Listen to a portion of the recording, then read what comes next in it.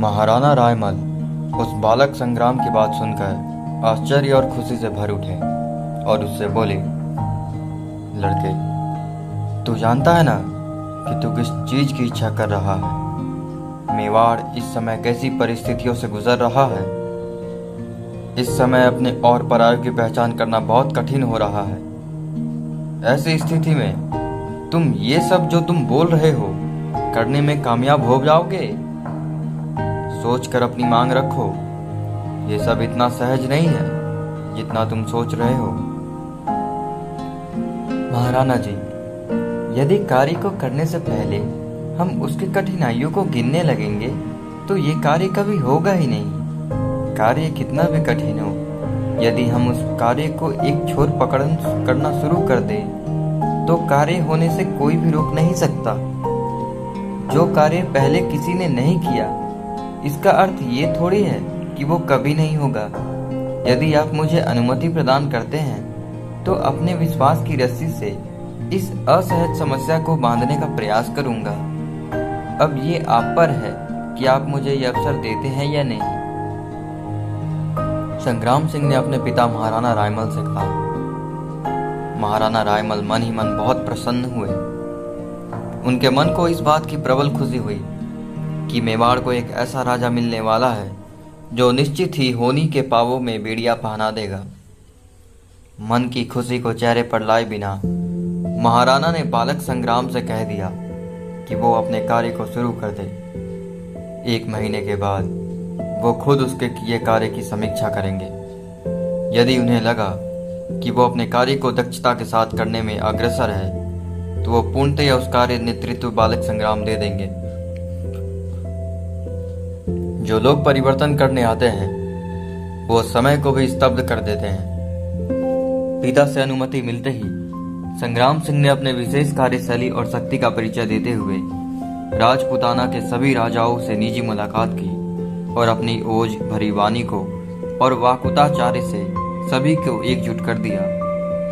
जो शक्तियां छोटे 2 क्षेत्रों में बिखरी हुई थी उनको एक क्षेत्र के नीचे ले आए।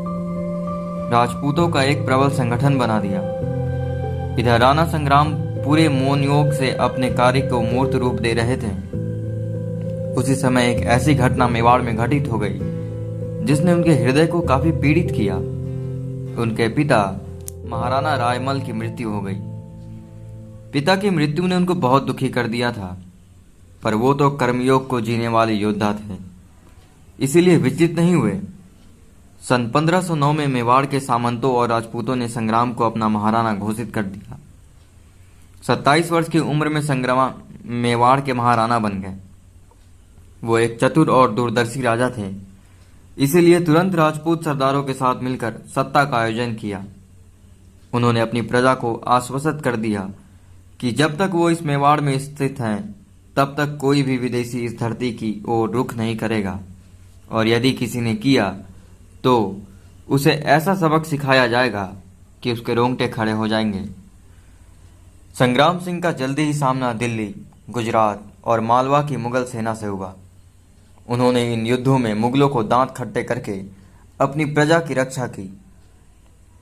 फरवरी 1527 ईस्वी में खानवा के युद्ध से पहले बयाना के युद्ध में राणा सांगा ने मुगल सम्राट बाबर की सेना को परास्त कर बयाना का किला जीत लिया।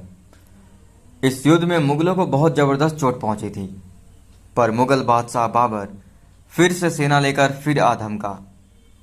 जब ये समाचार राणा सांगा को मिला तो वो भयभीत नहीं हुए।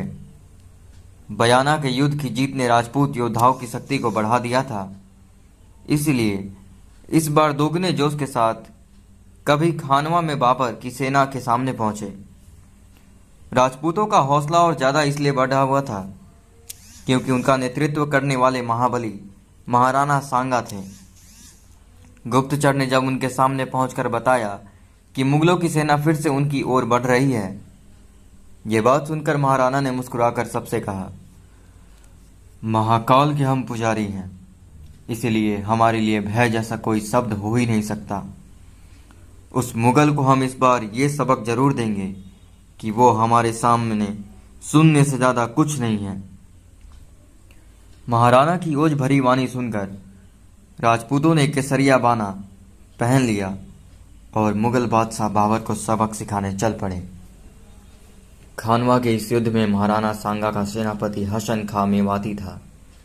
इस बार महाराणा ने युद्ध शैली बदलने का मन बना लिया था। इस बार की युद्ध शैली पाती पैरवान परंपरा का निर्वहन था। पाती शब्द का प्रयोग विभिन्न संदर्भों में किया जाता है, जैसे कि विवाह, सामाजिक संबंध और भू स्वामित्व। राजपूत समाज में पाती को किसी व्यक्ति की सामाजिक स्थिति और प्रभाव का भी संकेत माना जाता है। राजपूतों में पाती की परंपरा एक सामाजिक और सांस्कृतिक मूल्य है जो उनके इतिहास, वंश और पहचान को बनाए रखती हैं। ये राजपूतों के लिए एक महत्वपूर्ण पहचान है जो उन्हें उनके सामाजिक और सांस्कृतिक जीवन में एक विशेष स्थान प्रदान करता है।